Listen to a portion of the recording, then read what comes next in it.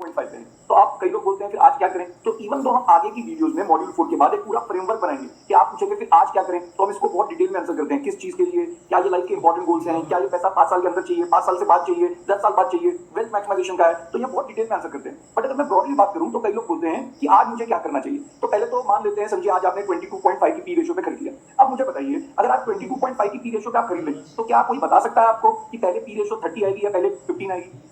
तो आंसर है एब्सोल्युटली नहीं। अधिकतर लोग इसी में टाइम वेस्ट कर देते हैं कि अब मार्केट बढ़ने वाली है, अब मार्केट गिरने वाली है। तो ऐसा बोला जाता है more money is lost in the anticipation of the fall rather than the fall itself. Fall में इतना नुकसान नहीं होता जितना ये सोचते सोचते कि कभी गिरने वाली है, बढ़ने वाली है, उसकी वजह से वो इन्वेस्ट नहीं करते। बट मेरा पॉइंट ये है कि अगर आज आप 22.5 की पी रेशियो पे बाय भी कर लेते हैं, अगर आज आप 22.5 की पी रेशियो पे बाय भी कर लेते हैं, तो ये तो आपको पता नहीं है कि पहले पी रेशियो 30 आएगी या पहले 15 आएगी। मुझे बताइए अगर आज आप 22.5 पे खरीद लें और उसके बाद पी रेशियो 15 पे आ जाए तो क्या 15 पे सेल कर देंगे? नहीं। आप बोलेंगे, अब कई लोग तो आप में से बोल रहे होंगे और बाय कर लो। तो मैंने बोला ये सर ज्यादा हो गया। ये कोर्स करने के टाइम का जोश होता है जब आप बोलते हैं कि नीचे आएगा तो और बाय कर लेंगे। रियल लाइफ में जब नीचे आता है तो आप पहले के लॉसेस देख के घर वाले भी आपको बोलते हैं क्या कर दिया, आप बाहर निकल जाते हैं। राइट। लेकिन लोग बोलते हैं चलो 15 पे मैं बाय करूंगा या सेल नहीं करूंगा, तो 30 पे क्या सेल कर देना चाहिए? तो ऐसा तो नहीं बोलूंगा कि नहीं करना चाहिए या करना चाहिए, बट मैं एक चीज को एड्रेस कर रहा हूं। ये एक बहुत बड़ी प्रॉब्लम होती है कि अधिकतर लोग बोलते हैं चलो खरीद तो लेंगे, ये बताओ बेचना कब है। तो आपने नोटिस किया होगा लोगों को बेचने की बहुत जल्दी होती है। तो मैंने लोगों को बोला आपको बेचने की जल्दी क्यों है? तो अधिकतर लोग बोलते हैं भाई बेचेंगे जब तक नहीं तो प्रॉफिट कैसे होगा, क्योंकि मैंने कोई स्टॉक 100 पे खरीदा वो 300 पे आ गया, बेचा नहीं फिर नीचे आ गया, तो भाई उसका फायदा क्या हुआ। तो हम लोग तो ये बोलते हैं कि प्रॉफिट तभी होगा, या आप लोग को बोलते हैं कि प्रॉफिट तो तभी होता है जब बेचते हैं। तो मैं आपसे एक क्वेश्चन पूछना चाहता हूं, अगर आपको ऐसा लगता है, अगर आप भी उन लोगों में से हैं जो ये बिलीव करते हैं कि प्रॉफिट तो तभी होता है जब बेच के प्रॉफिट घर आ जाए, तो मैं आपसे जानना चाहता हूं कि मुकेश अंबानी ने लास्ट 30 सालों में अपनी कंपनी कितनी बार बेची? एक बार भी नहीं। तो क्या वो अमीर नहीं बना? तो आप क्या मिस कर रहे हैं, ध्यान से देखिए। किसी भी चीज का प्राइस अर्निंग और सेंटीमेंट पे डिपेंडेंट है। राइट। अभी मुकेश अंबानी ये बार बार सेंटीमेंट पे फोकस नहीं करता कि आज क्या चल रहा है, प्राइस का है। वो बोलता है वो अमीर इसलिए बना है, या फोकस कहां करते हैं, वो कहां फोकस करते हैं, अर्निंग पे फोकस करते हैं। और वो ये बोलते हैं अगर लंबे समय तक मेरी कंपनी की अर्निंग बढ़ते गई बढ़ते गई बढ़ते गई, if the earnings do well in the long run price will eventually follow. तो मुकेश अंबानी के स्टॉक्स के प्राइस क्यों बढ़े? क्योंकि उन्होंने सारा फोकस कहां कर दिया, अर्निंग पे। और लंबे समय में कंपनी की अर्निंग बढ़ते गई, प्राइस भी बढ़ गया, बेचा तो उन्होंने अभी भी नहीं है। तो याद रखिए प्रॉब्लम क्या होता है, अधिकतर लोग सेंटीमेंट पे फोकस करने की वजह से मार्केट की वोलेटिलिटी में फंस जाते हैं। जैसे वो मुकेश अंबानी जब अपने ऑफिस जाते होंगे तो क्या वो अपने ऑफिस जाके लोगों को ये बोलते होंगे कि यार पहले काम वाम छोड़ो, पहले तो ये बताओ शेयर का प्राइस कितना चल रहा है, अगर ज्यादा चल रहा है तो ऐसा करते हैं आज कंपनी बेच देते हैं? नहीं। तो सोचिए मुकेश अंबानी फिर क्या बात करते होंगे। मुकेश अंबानी रोज सुबह ऑफिस जाके ये नहीं बोलते होंगे कि प्राइस कितना चल रहा है, प्राइस कितना नहीं चल रहा। वो प्राइस पे फोकस नहीं करते, वो अर्निंग्स पे फोकस करते हैं। और ऑफिस जाके बोलते होंगे ये बताओ ये अर्निंग कैसे बढ़ानी है, अगर अर्निंग बढ़ते गई तो प्राइस तो अपने आप बढ़ी जाएगा। और ऐसा नहीं है कि आपको ये सब बातें नहीं पता कि फोकस कहां करना चाहिए, अर्निंग पे, सेंटीमेंट पे नहीं। लंबे समय वाले जो इन्वेस्टर्स होते हैं वो अर्निंग पे फोकस करते हैं, सेंटीमेंट पे नहीं। और मैं रिपीट कर रहा हूं, ऐसा नहीं है कि ये आपको नहीं पता, आपको भी अच्छे से पता है। और उसका एग्जांपल देता हूं, जब आप अपना खुद का बिजनेस करते हैं तो आप में से कई लोग होंगे जिनका खुद का बिजनेस है, जो मार्केट में लिस्टेड नहीं है, स्टॉक मार्केट में लिस्टेड नहीं है, लेकिन बिजनेस करते हैं। आपके कई रिलेटिव्स होंगे जिनका खुद का बिजनेस है। तो मुझे बताइए आप जो अपना बिजनेस रन करते हैं तो रोज सुबह आपके ऑफिस जाके लोगों को ये बोलते हैं पहले काम वाम छोड़ो, पहले ये बताओ कंपनी आज बिक कितने में सकती है। तो आप कंपनी को बेचने का फोकस तो नहीं करते, आप फोकस करते हैं ये बताओ कंपनी का प्रॉफिट कैसे बढ़ाना है। मैं ऐसा नहीं बोल रहा कि आप कंपनी अपनी कभी जिंदगी में नहीं बेचेंगे, अगर बहुत हाई प्राइस मिलेगा तो शायद साल में, कभी 10 साल में, 12 साल में बेच देंगे, नहीं तो बेचेंगे नहीं। बट अधिकतर बिजनेसमैन, नॉर्मल बिजनेसमैन बेचने के बारे में नहीं सोचता, प्रॉफिट बढ़ाने के बारे में सोचता है। और बेंजामिन ग्राहम जो वॉरेन बफेट सर के गुरु थे, वो बार बार ये बोलते थे investing works best when it is business like. Investing सबसे अच्छा तभी चल करती है जब वो बिजनेस की तरह सोचा जाए। तो जैसे आप अपने कंपनी के ओनर होते हैं, आपको क्या समझना पड़ेगा, जब आप किसी कंपनी के शेयर खरीदते हैं तो आप उसके भी ओनर बन जाते हैं। बट प्रॉब्लम क्या है, आप मान ही नहीं पाते आप बिजनेस के ओनर हैं, आप मान ही नहीं पाते कि आप रिलायंस के ओनर हैं। आप में से जितने लोगों ने रिलायंस के स्टॉक खरीदे हुए हैं, कभी आपने ये महसूस करने की कोशिश की कि आप रिलायंस जैसी बड़ी कंपनी के ओनर हैं? आप ओनर की तरह बिहेव ही नहीं करते, आप फोकस किस तरह करते हैं, स्टॉक मार्केट ट्रेडर की तरह। और आप बोलते हैं प्राइस बढ़ गया, गिर गया, तो आप इन्वेस्टर की तरह नहीं, ओनर की तरह नहीं, ट्रेडर की तरह फोकस करते हैं। अपने बिजनेस में आप ऐसा नहीं करते। एक और मैं आपको एग्जांपल देता हूं, अच्छा मुझे बड़ा इंटरेस्टिंग लगता है इसलिए मैं समझा रहा हूं। तो याद रखिए जब बिजनेस होता है तो बिजनेस में फोकस का होना चाहिए, अर्निंग पे। बिजनेस का आज कितने में बिक रहा है कितने में नहीं, उस पर फोकस नहीं होना चाहिए। और आप अपने बिजनेस में ऐसे ही करते हैं। लेकिन जब आप स्टॉक खरीदते हैं तो आपको कंपनियों की अर्निंग पता भी नहीं होती। सोचिए आप में से जितने लोग कंपनियों का स्टॉक खरीदते हैं, उनको अगर मैं गलती से ये पूछ लूं बताओ आपने जिस कंपनी का शेयर खरीदा है, जिसके आप 8 ओनर है, उसका बताइए प्रॉफिट कितना चल रहा है साल के एंड में। मैं गारंटी कर सकता हूं 99% लोग मुझे कंपनी का प्रॉफिट प्लस और माइनस 20% का एरर भी आपको दे दूं, तभी भी आप नहीं बता पाएंगे। लेकिन अगर मैं आपको बोलूं आपके शेयर का प्राइस कितना चल रहा है, तो वो आपको शायद अच्छे से याद हो। तो आपने नोटिस किया जब आप स्टॉक मार्केट में इन्वेस्ट करते हैं आपका सारा फोकस प्राइस पे होता है, अर्निंग पे नहीं होता, जबकि फोकस होना किस पे चाहिए था, अर्निंग पे। और मैं आपको 2 एग्जांपल और दूंगा जिससे आपका सोचने का तरीका मुझे लगता है काफी हद तक बदल जाएगा। एक एग्जांपल समझिए, आपकी खुद की एक शॉप है, आपकी खुद की शॉप है और मान लेते हैं ये 20 लाख रुपए की शॉप है। अब क्योंकि मैं गुड़गांव में रहता हूं तो दिल्ली एनसीआर की बात करते हैं, मान लेते हैं ये 20 लाख की शॉप आपकी साउथ दिल्ली में या चांदनी चौक में कहीं पर। और इस शॉप में आप बेसिकली कोई सर्विस प्रोवाइड करते हैं। सर्विस प्रोवाइड करते हैं मतलब समझिए आप कोई चार्टर्ड अकाउंटेंट है, या आप कोई मान लेते हैं एस्ट्रोलॉजर हैं, तो आपको सर्विस प्रोवाइड करते हैं, मतलब लोग आते हैं उनको सर्विस देते हैं, उसके बदले आपको क्या मिलती है लोगों से, या डॉक्टर हैं आपको फीस मिल जाती है। मान लेते हैं ये पूरी की पूरी शॉप 20 लाख की है, इसके अंदर कोई एसेट नहीं है, अज्यूम कर लीजिए खाली पड़ा है एक चेयर और आप बैठे हुए हैं, लोग आते हैं आपसे एडवाइस लेते हैं, आप उनसे पैसे मांग लेते हैं और पैसे लेके आप अपना पैसा कमाते हैं। अज्यूम कर लीजिए आप साल का महीने का कितना कमाते हैं, 1 लाख रुपया पर मंथ आप कमा लेते हैं, किसमें, अपनी फीस में। तो आप साल का कितना कमाते हैं, 12 लाख रुपए साल का पर ईयर। शॉप कितने की है, 20 लाख रुपए की शॉप है। तो आप अपना काम कर रहे थे, अचानक से आपका एक दोस्त आपके पास आया और उसने आपको बोला यार देखो पता है तेरी शॉप का रेट गिरने वाला है, ये 15 लाख शॉप का रेट होने वाला है, ऐसा अगर अपनी दुकान बेच के निकल जा क्योंकि रेट गिरने वाला है। तो आप क्या बोलते हैं, क्या दुकान बेच देंगे, नहीं। आपका मोस्ट प्रोबेबली आंसर क्या है, आप बोलते हैं यार दुकान के प्राइस पे थोड़ा फोकस है, फोकस मेरा कहां है, फोकस मेरा इस अर्निंग पे है जो मैं 12 लाख रुपए पर ईयर कमाता हूं, उसको बढ़ाने पे फोकस है। थोड़े टाइम बाद वो आया, उसने बोला देखा 15 लाख का घर हो गया, मैंने बताया था ना कि दुकान का रेट गिरने वाला है। आपने बोला प्राइस चेक ही नहीं करते दुकान का क्या है, मैंने एक एसेट खरीदा है, वो खरीद लिया, जब खरीदा था तब प्राइस चेक किया था, लेकिन अब ये मेरा एसेट हो गया है, अब मैं इस एसेट को बार बार रोज मार्केट में प्राइस चेक करता कि अब कितना हो गया, अब कितना गिर गया, मैं फोकस करता हूं उस एसेट को यूज करके मैं साल का कितना कमा सकता हूं। फिर उसने बताया अब तो 10 लाख होने वाला है, आपने बोला चिंता ही नहीं है, फिर 10 लाख हुआ। थोड़े टाइम बाद वो आया, उसने बोला अरे तेरे को पता है घर दुकान के प्राइस बहुत बढ़ गए हैं, अब ये शॉप 30 लाख रुपए में बिक रही है, फिर वापस ये रेट कभी मिलेगा नहीं, दुकान बेच दे। तो क्या बेच देंगे, मैं आपको बार बार दिखा रहा हूं, आप जब कोई बिजनेस करते हैं तो एसेट खरीदने के बाद उसका प्राइस पे फोकस नहीं करते, उसकी अर्निंग पे फोकस करते हैं। उसी तरीके से जब आप कोई स्टॉक खरीदते हैं उसका प्राइस देखना बंद कर दीजिए, उसकी अर्निंग पे फोकस करिए। ऐसा स्टॉक खरीदिए, ऐसा इंडेक्स खरीदिए जिसकी अर्निंग आपको पता है लंबे समय में बढ़ने वाली है, because if the earnings do well price will eventually follow. और अगर सेंटीमेंट भी बढ़ गया फिर तो बहुत ही ज्यादा फायदा हो जाएगा, वो एक अलग बात है, लेकिन फोकस अर्निंग पे होना चाहिए। एक और एग्जांपल देखते हैं जो मुझे लगता है बहुत जरूरी है समझने के लिए, वो मान लेते हैं आपका घर। तो आप में से काफी लोग ऐसे होंगे जो घर सालों से होल्ड कर रहे होंगे, मतलब 20-20 साल से 30-30 साल से घर खरीद के बैठे होंगे। तो आपने 30 साल में घर का प्राइस कभी नहीं बेचा।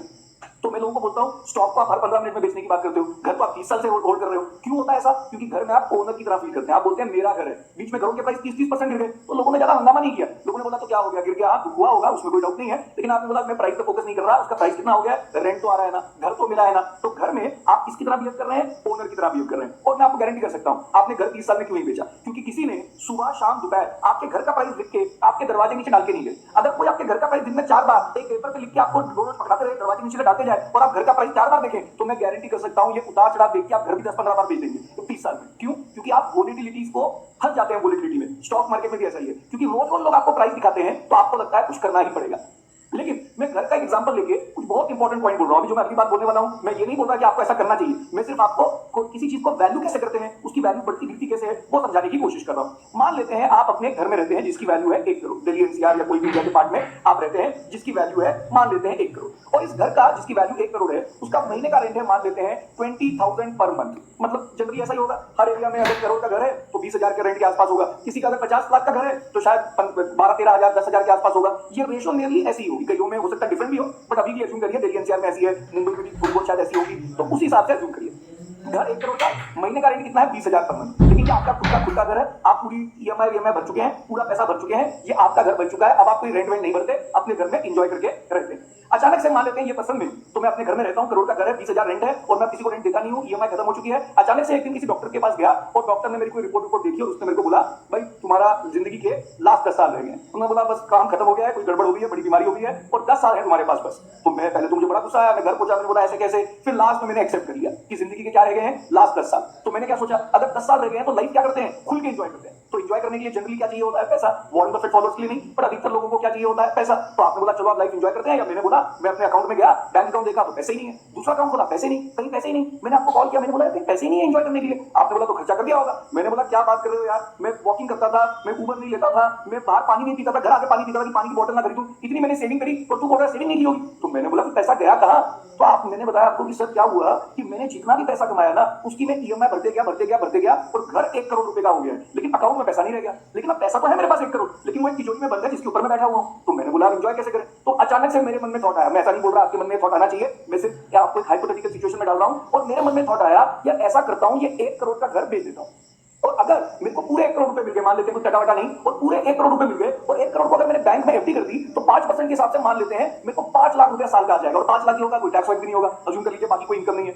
तो मैंने सोचा अगर 1 करोड़ रुपए मैं बैंक में रख देता हूं और मेरे को 5 लाख रुपए आएगा, लेकिन अब मुझे रेंट पे रहना पड़ेगा, तो मैंने सोचा रेंट भरना पड़ेगा। तो मैंने सोचा इसी घर में या इसी टाइप के घर में इसी कॉलोनी में घर ले लेता हूं। वो रेंट कितना भरना पड़ेगा? 20,000 पर मंथ, 12 महीने का किया तो 2.4 लाख पर ईयर। तो मैंने सोचा ऐसा करते हैं, करोड़ रुपए बैंक में रखते हैं, 5 लाख रुपए आएंगे, इस 5 लाख में से 2.4 लाख का मैं क्या भर दूंगा? मैं रेंट भर दूंगा, और बाकी जो 2.6 लाख बचेंगे उससे मैं लाइफ एंजॉय करूंगा, न्यूजीलैंड घूमूंगा, ऑस्ट्रेलिया घूमूंगा। और ये तो सिर्फ इंटरेस्ट है, मेरे पास तो जिंदगी के 10 साल ही रह गए हैं। बाद में ये 1 करोड़ का जो कॉर्पस पड़ा है, इसको भी मैं कहां छोड़ने वाला हूं? इसको भी खत्म करके एंजॉय करके लाइफ एंजॉय करूंगा जिंदगी के 10 साल। तो मेरे मन में बालकनी में बैठा हुआ था और मेरे मन में अचानक से ये जुड़े का मूवमेंट आया। मैंने बोला बढ़िया आइडिया है, बेचते हैं, रेंट पे रहते हैं, रेंट तो सिर्फ 2.4 लाख भरना है और लाइफ एंजॉय करते हैं। मैं जैसे ही बालकनी में बैठे बैठे सोच रहा था, आपके कॉलोनी में कोई बात, मेरी कॉलोनी में कोई बाहर से आया, उसने बालकनी में कुछ हिलता हुआ देखा, और जैसे हिलता हुआ देखा उसने एकदम से चिल्लाया भूत भूत भूत और निकल गया। और उसने बाकी लोगों को बताया मैंने उस घर पे कुछ देखा हिलते हुए, उस घर में भूत है। और बाकी लोगों ने बताया कि हलकता तो हमको भी था, हमने बस किसी को बताया नहीं था, अब तुम कंफर्म कर रहे हो तो हमको भी क्लियर है भूत है। तो पूरी कॉलोनी में बात फैल गई कि इस घर में भूत है। आपको कोई आइडिया नहीं, आप तो अपने ख्यालों में है कि करोड़ में घर बेचते हैं। अगले दिन सुबह तैयार होकर आप गए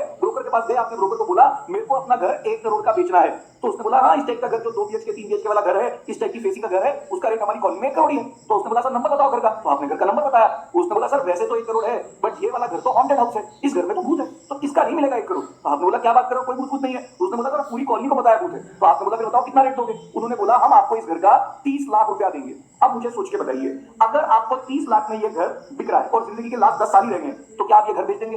तो आप बोलेंगे कैसे बेच दें, क्योंकि 30 लाख रुपए को अगर बैंक में रखे 5% कमाएंगे तो 1.5 लाख रुपए ही आएगा। और ऐसे घर में रहने के लिए मुझे 2.4 लाख पर ईयर देने पड़ेंगे। तो आपने बोला यार जितना आएगा उससे ज्यादा भरना पड़ेगा। मतलब इस घर की कमाने की एबिलिटी कितनी है, बहुत ध्यान से देखिए। इस घर की कमाने की एबिलिटी 2.4 लाख पर ईयर है, लेकिन अगर बैंक में रख देते हैं तो ये सिर्फ 1.5 लाख पर ईयर कमाएगा। मतलब बेचने का फायदा नहीं है, तो आप नहीं बेचेंगे। और आपने नहीं बेचा, तो आपके ब्रोकर ने बोला सर 30 लाख में बेच दो, बाद में 2 लाख रुपए भी नहीं मिलेगा। आपने बोला बेचना है ही नहीं, 30 लाख में बेच के क्या फायदा। ये मैं क्या सिखा रहा हूं, अगर 22.5 की पी रेशो पे हमने स्टॉक मार्केट में खरीदा और 15 की पी रेशो पे आ गई, तो लोग बोल रहे हैं बेच दो, आप क्या बोलेंगे आप बेचने का फायदा ही नहीं है। क्या मैं बता सकता था कि मार्केट में रूमर आएगी कि नहीं आएगी, भूत है कि नहीं है? ये मैं नहीं बता सकता था। क्या पी रेशो 15 आ जाएगी? ये मेरे को नहीं पता। लेकिन अगर आ गई तो क्या वहां मैं डर के मारे 30 लाख में घर बेच दूंगा या 15 की पी रेशो में बेच दूंगा? मैं नहीं बेचूंगा। तो मैंने बोला अरे मैं तो नहीं बेच रहा। तो आपके उसने बोला ब्रोकर ने सर बेच दो, बाद में 2 लाख रुपए भी नहीं मिलेगा। और ऐसा ही हुआ, ये रूमर फैलती गई, बड़ी होती गई, और ये फाइनली बात इतनी फैल गई कि रिपब्लिक टीवी पे अर्नब गोस्वामी डिस्कस कर रहे हैं कि भाई इस घर में हॉन्टेड हाउस है, और इतना फैला कि घर की कीमत 2 लाख ही आ गई। जैसे ये बात फैली अर्नब गोस्वामी तक पहुंची, तो मान लेते हैं प्रधानमंत्री को पता लग गई। प्रधानमंत्री ने बोला है क्या भूत होता है? कोई भूत नहीं होता, मैं खुद रहूंगा इस घर में और प्रूव कर दूंगा भूत नहीं है। तो प्रधानमंत्री ने 1 महीने के लिए अपना पूरा ऑफिस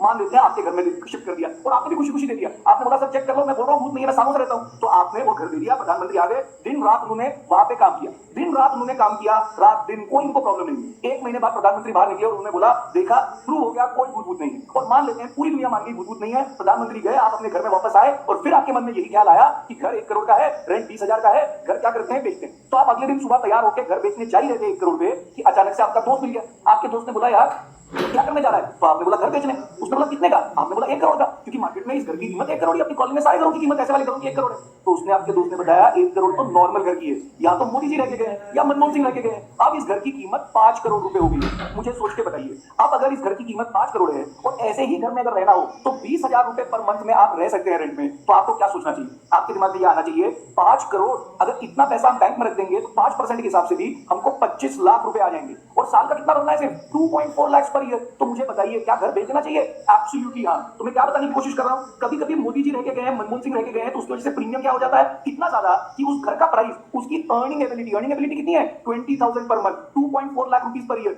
अर्निंग एबिलिटी तो उतनी है, लेकिन मार्केट में प्राइस बढ़ गया। आपने नोटिस किया घर की एबिलिटी पहले भी 2.4 लाख थी, बाद में भी 2.4 लाख है, लेकिन भूत है की वजह से कभी सस्ती हो जाती है, सेंटिमेंट की वजह से कभी महंगी हो जाती है। ऐसे ही स्टॉक मार्केट में भी आपको सोचना है, आप कोई चीज बाय करेंगे, कभी भूत है की कहानी आएगी, कभी मोदी है मनमोहन सिंह है की कहानी आएगी, और वहां पे हमको क्या करना है? एक्ट करना है। अब आप में से कई लोग बोलेंगे कभी आपने एक्ट किया है, तो मैं आपको बताना चाहूंगा 24 मार्च 2020 को हमने एक वीडियो रिलीज कर दी थी, क्योंकि मार्केट क्या था, जीडीपी, जो हम बाद में सीखेंगे, आज के कॉन्सेप्ट में सीख लेते हैं। पी बाई रेशियो उस दिन 17 के आसपास आ गई थी, तो हमने वीडियो बनाई थी कि हमारे लिए ये जान लगाने का टाइम आ गया। कितने लोग जान लगा पाते हैं? मुश्किल होता है, लेकिन क्योंकि कोर्स करने के बाद भी क्या होता है, कई लोगों ने कोर्स करने का फायदा क्या हुआ, मैं ये बता सकता हूं, हमारे कोर्स वालों ने कभी बेचा नहीं। जब कोविड वाली सिचुएशन हुई 24 मार्च 2020 में, उन्होंने बेचा नहीं। कई लोगों ने तो जान भी लगा, और कई लोगों ने ऐसा किया कि वो जो एसआईपी कर रहे थे, 10,000 रुपीज हर महीना इन्वेस्ट कर रहे थे, उसको उन्होंने 30,000 कर दिया। ये भी बहुत अच्छी चीज है, लेकिन हमने 24 मार्च 2020 को ये बोला था ये भूत आने वाली कहानी हो गई है, ये हमको जान लगाने का मूवमेंट आ गया है। तो क्या करेंगे? फोकस हमेशा ये करेंगे, जब सेंटीमेंट बहुत ऊपर नीचे होगा तब हम एक्ट करेंगे, लेकिन सेंटीमेंट कब ऊपर नीचे होगा इसके बारे में आप कभी नहीं सोचेंगे। तो आपको क्या सोचना है? आपको ये सोचना है that we can not time the markets. हम ये नहीं बता सकते बेचना कब है खरीदना कब है, but we can value the market. मतलब 24 मार्च को मैं ये बता सकता था कि ये सस्ता है 2020 में जब कोविड हुआ। मैं ये नहीं बता सकता था कि यहाँ से ऊपर जाएगा या पहले नीचे जाएगा। मेरे बोलने के बाद हो सकता है मार्केट नीचे भी चले जाए, बट अनफॉर्चुनेटली क्यों बोल रहा हूँ, क्योंकि कोर पार्टिसिपेंट्स को क्या लगता है वरुण ने 24 मार्च 2020 को बोला और वहीं से मार्केट बढ़ गई। ये आपकी गलत फहमी है। हमको दूर दूर तक आइडिया नहीं था कि ये बढ़ने कब वाला है, लेकिन हमको ये आइडिया था कि ये सस्ता है। और कभी कभी ये आइडिया होता है ये महंगा है, लेकिन महंगा और कितना महंगा होगा, महंगा कब सस्ता होगा, ये कोई आइडिया नहीं होता। तो याद रखिए, what we are going to learn in this course is we will never be able to time the market. ये टाइमिंग वाले जो भी होते हैं ये आपको सब झूठ बोलते हैं। अगर कोई टाइमिंग कर पाता तो फिर कभी कोई सब गोवा में बैठे होते, प्रधानमंत्री क्या करते, सबको कॉलेज में ही कोर्स सिखा देते कि कैसे मार्केट को टाइम करते हैं और उसके बाद किसी को जॉब देने की जरूरत नहीं थी। तो जितने भी ये टाइम वाइम की बात करते हैं सब एकदम गलत बोलते हैं। तो ऐसा बोला जाता है only fools and lawyers can predict the tops and bottoms. मतलब सिर्फ फूल्स और लायर्स या तो कभी गलती से आप तुक्के से गलत राइट हो जाते हैं, या